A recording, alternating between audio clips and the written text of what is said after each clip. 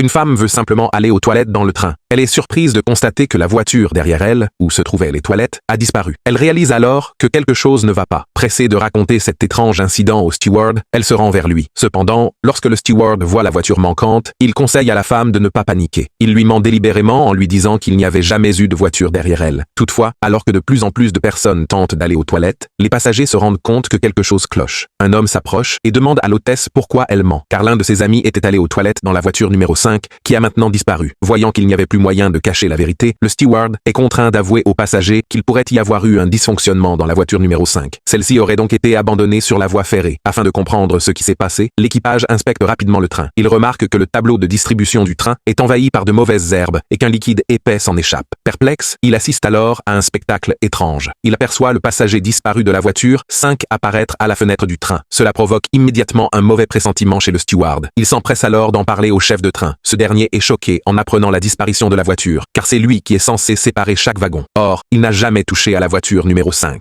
Pour comprendre ce qui s'est réellement passé, le chef de train se précipite pour vérifier la surveillance de la 5e voiture. Il découvre qu'elle n'est plus disponible. Afin d'éviter de provoquer une panique générale parmi les passagers, il demande au steward de ne pas parler de l'incident pour le moment. Mais ce qu'ils ignorent, c'est que le train est lentement en train d'entrer dans un tunnel sombre. C'est alors que, dans ce tunnel, les passagers de la voiture numéro 4 apprennent ce qui est arrivé à la voiture 5 qui vient de disparaître. Tandis que le train avance dans le tunnel, un bruit étrange s'échappe soudainement du wagon. Avant que les passagers ne puissent réagir, l'un d'eux est soudainement étranglé par une force mystérieuse. Les personnes à côté de lui tentent de lui venir en aide, mais elles se retrouvent immédiatement étranglées à leur tour. La seconde suivante, tous les passagers de la voiture commencent à faire des mouvements étranges. Certains prononcent des paroles incohérentes, d'autres s'effondrent au sol en hurlant de douleur. Quelques-uns semblent même possédés par des esprits. Un caméraman tente de filmer cette scène troublante, mais alors qu'il installe sa caméra, il remarque soudain qu'un esprit enveloppé de lianes apparaît au-dessus du train. Juste après cela, un événement terrifiant se produit. Une jeune fille, postée à l'entrée de la voiture numéro 3, est témoin de la scène d'horreur qui se déroule dans la voiture 4. Avant qu'elle ne puisse réagir, elle voit les visages de tous les passagers du compartiment 4 se tordre